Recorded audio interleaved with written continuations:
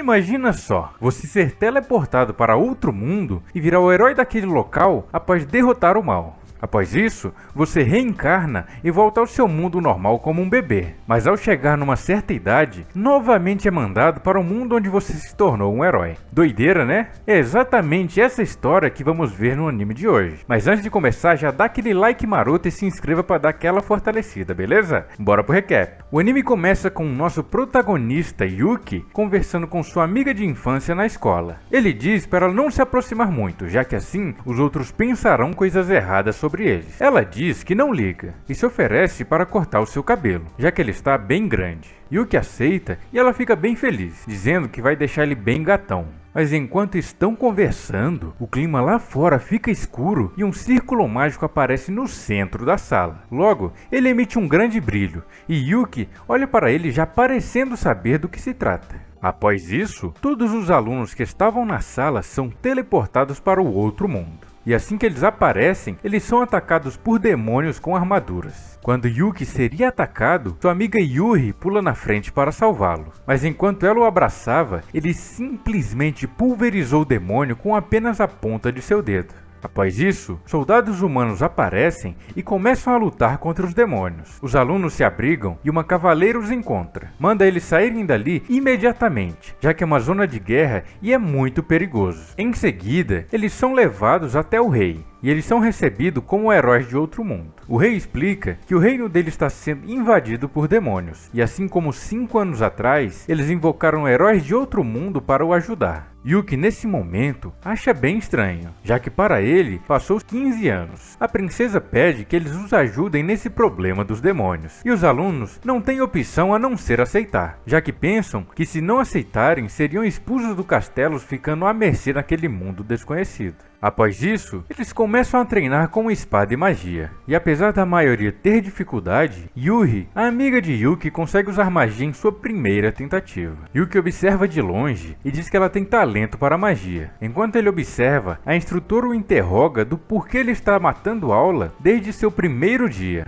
Ele de forma displicente chama ela pelo seu primeiro nome, e ela diz que é desrespeitoso da parte dele fazer isso. Ela complementa que o jeito arrogante dele lembra o herói de 5 anos atrás. Ela em seguida manda ele voltar para o seu treinamento, e que se não o fizer, ela o forçará a voltar, mesmo que precise usar força bruta para isso. E o que fala é que isso é interessante, e manda ela vir para cima. Ela avança para cima dele, que desvia facilmente e ainda dá um tapa nesse lugar aí que vocês estão vendo. Ela fica completamente constrangida. Yuki pergunta a ela se ela se lembrou agora que levou o tapa. Após ela lembrar quem ele é, sua atitude muda completamente. Ela se ajoelha e chama ele de Setsu-sama, o seu antigo nome. Nesse momento, descobrimos que aquela garota é uma masoquista maluca e implora pra ele usar ela como uma cadeira. Olha as ideias dessa maluca, mano. Ela é tão maníaca que após ele sentar nela, ela pergunta se ele perdeu peso. Ele responde que agora está em um corpo diferente e comenta que é meio medonho que ela tenha notado isso. Ela responde que sente felicidade em servi-lo novamente e fica toda feliz em ter seu mestre de volta. Ele, em seus pensamentos, diz que o masoquismo dela ficou pior do que era antes. E nesse momento um cavaleiro chega e pergunta por qual motivo vocês ainda não se inscreveram aqui no canal, hein? Se inscreve aí!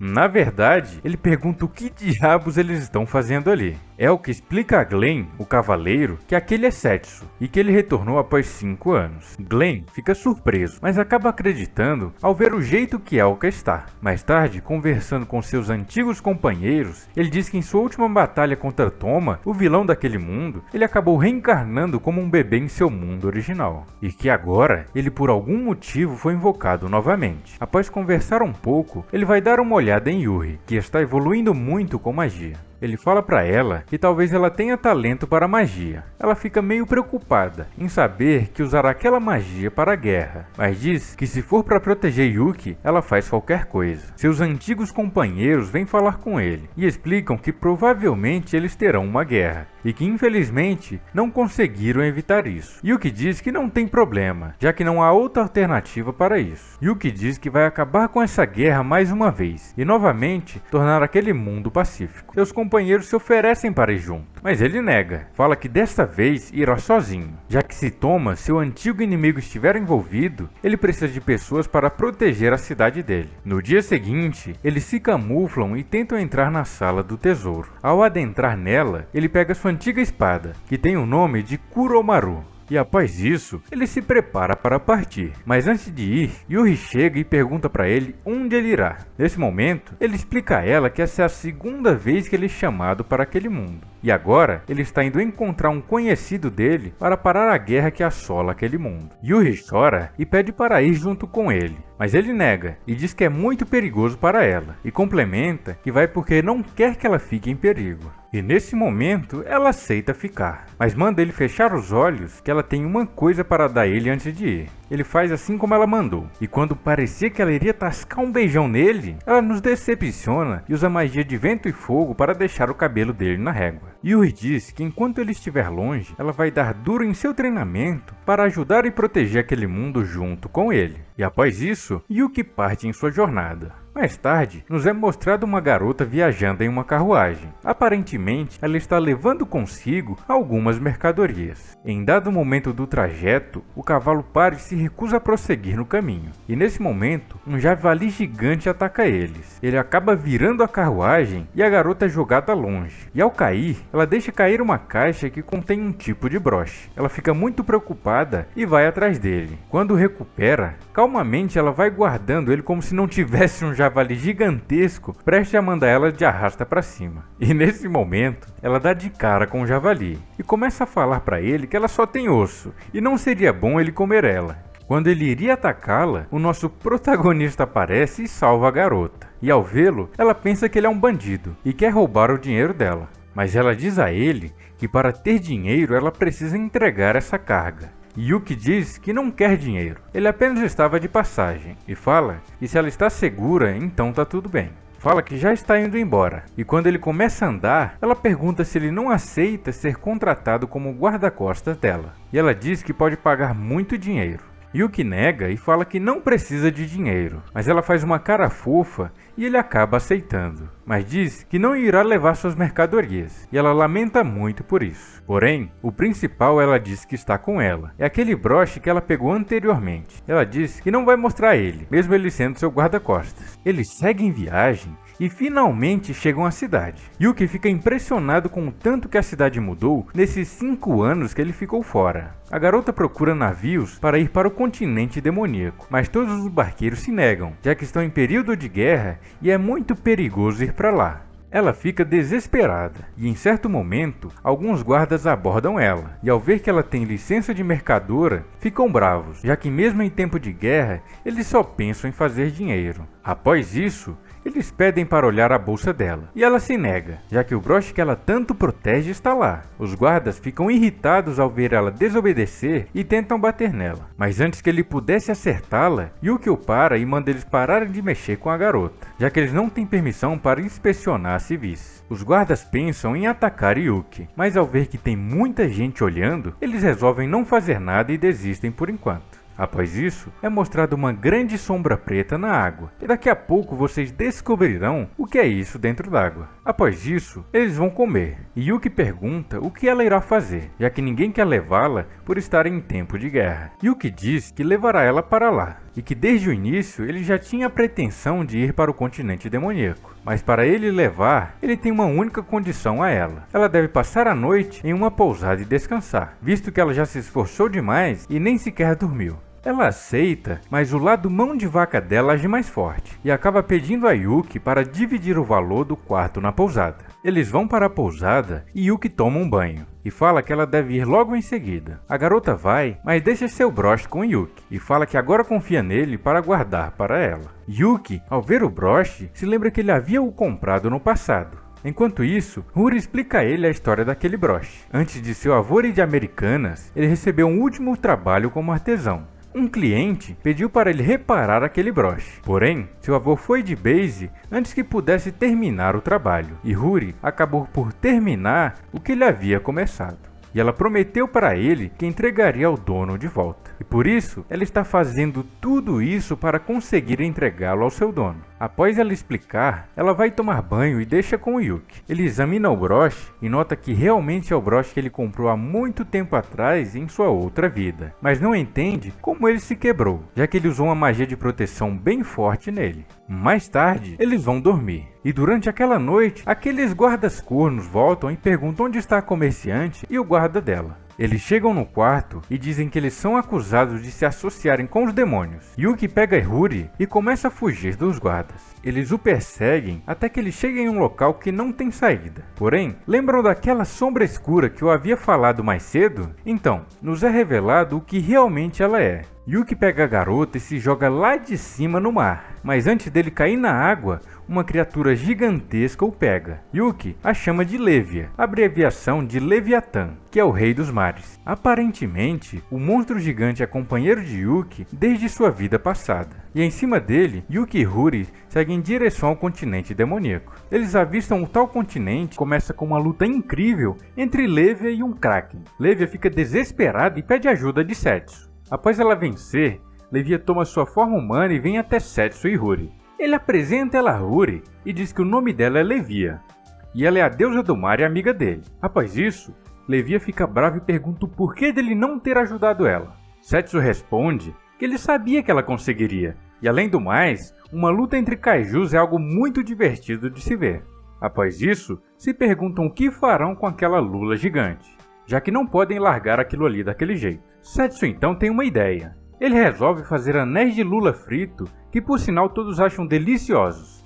Enquanto estão comendo, algumas crianças demônios chegam e Setsu oferece alguns anéis de lula a elas. Elas comem e acham delicioso, e pedem para ele fazer mais para os seus pais também. Eles aceitam e logo vão levando o Kraken gigante num carrinho de mão para a vila dos pescadores. Antes deles chegarem, o anime nos mostra o pessoal da vila reclamando que graças àquele Kraken gigante, eles não conseguem pescar e suas reservas estão próximas do fim.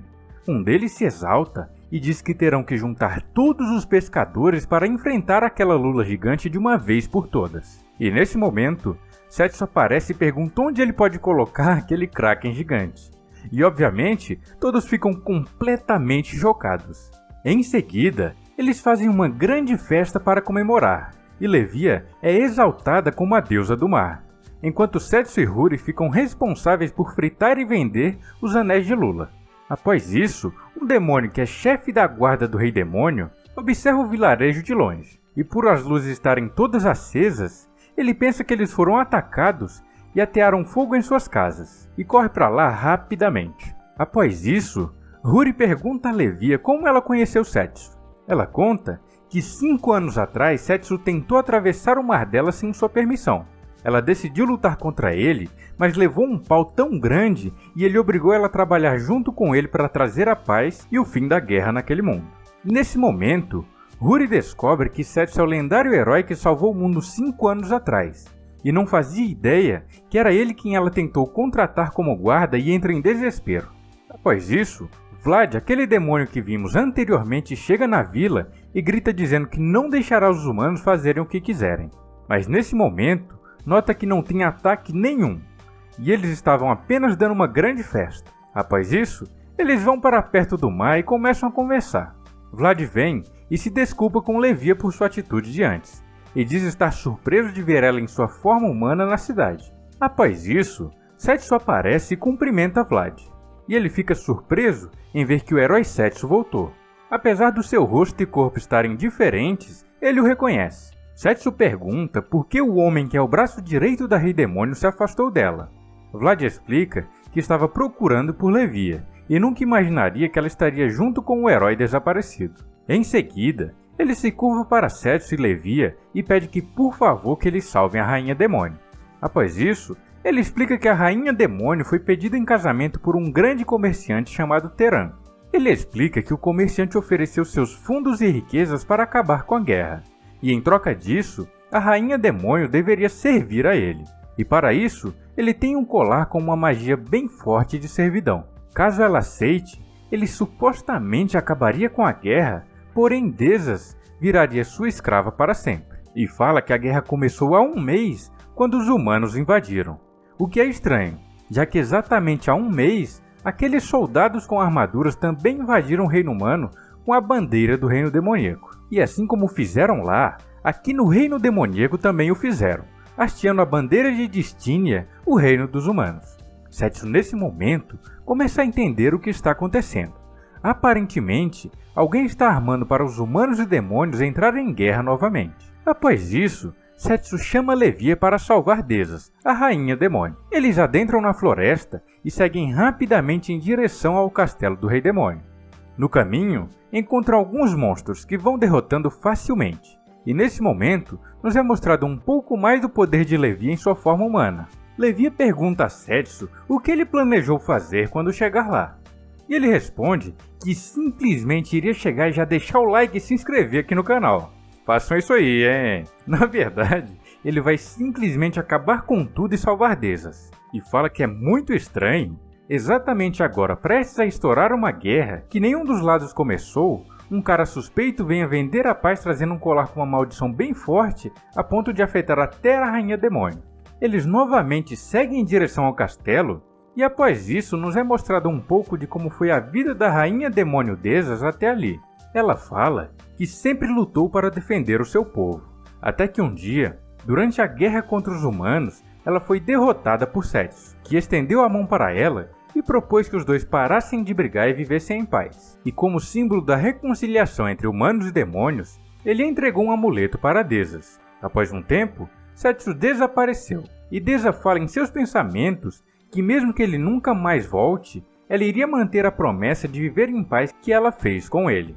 Até que um dia, estranhamente, o ornamento que Setsu deu a ela quebra, e Vlad diz que irá levar a um artesão bem famoso em Distínia, e ele poderia consertar. Esse tal artesão era nada mais nada menos que o avô de Huri, e o ornamento vocês já devem saber qual é.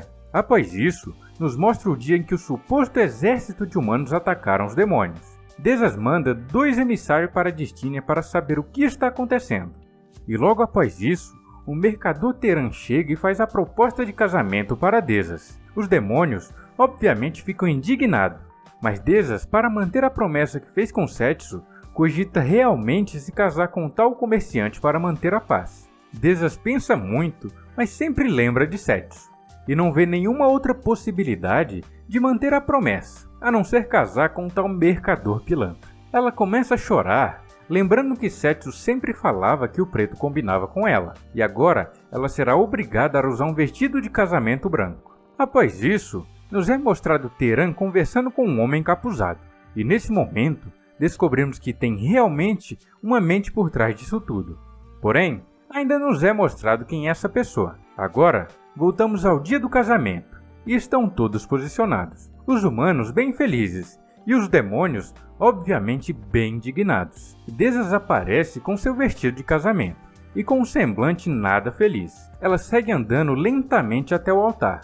Após chegar, o padre começa a anunciar o casamento, e diz que eles podem trocar seus votos. Nesse momento, Teran pega o colar com a maldição de servidão e diz que graças a esse casamento, ele iria trazer a paz mundial e duradoura. E com isso, ele só pede em troca virar um novo rei demônio. Ele segue para colocar o colar em Desas e manda ela jurar amor eterno a ele. E nesse momento, ela lembra novamente de Setsu, mas decide aceitar seu cruel destino em troca da paz do seu povo. Mas antes que o pilantra pudesse colocar o colar em seu pescoço, uma grande explosão lá em cima da igreja acontece. E logo em seguida, Setsu aparece dizendo que veio salvar a princesa. Ao longe, Vlad e Huri observam a explosão, e dizem que Setsu é mesmo extravagante, e se apressam para logo chegarem lá. Voltamos para a igreja, e os capangas de Teran vêm atacar Setsu, mas Levia cuida de um por um facilmente. E após isso, comenta com Desas que ela realmente não fica bem de branco. E nesse momento, aquele cara encapuzado que falava com Teran mais cedo aparece e joga uma magia de sombra contra Levia e consegue paralisá-la. Em seguida, lança vários ataques contra a deusa do mar. Porém, novamente antes que ele acertasse ela, Setsu intervém e salva a garota. O corno encapuzado não entende nada, e logo Setsu aparece atrás dele e dá um socão. Ele se levanta e diz que não esperava que o herói Setsu apareceria, e fala também que isso é algo importante que ele tem que reportar ao seu chefe. Ele joga um ataque em Setsu, que segura com as próprias mãos e contra-ataca ele. O cara, ao ver que não terá chances, foge para contar ao seu suposto chefe o que aconteceu. Após isso, Desas vem e abraça Setsu, fala que sentiu muita saudade e ele fala que está feliz que ela esteja bem. Após isso, os caras que eles derrotaram são consumidos por maldições, e Setsu analisa o colar que Teran queria colocar em Desas, e se dá conta que realmente quem está por trás disso tudo é Toma, o seu antigo inimigo de 5 anos atrás. Setsu diz que já sabe quem é o inimigo, e ele irá para Regulus, o reino do povo fera, e Deusa fala que realmente ter a ajuda dele seria bom.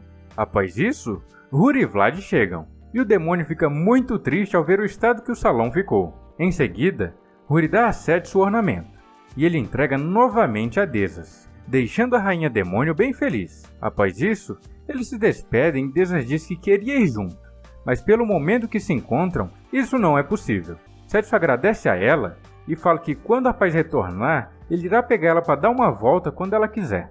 E ela fica muito feliz ao ouvir isso. Obviamente, ela é louquinha por Setsu, só não vê quem não quer.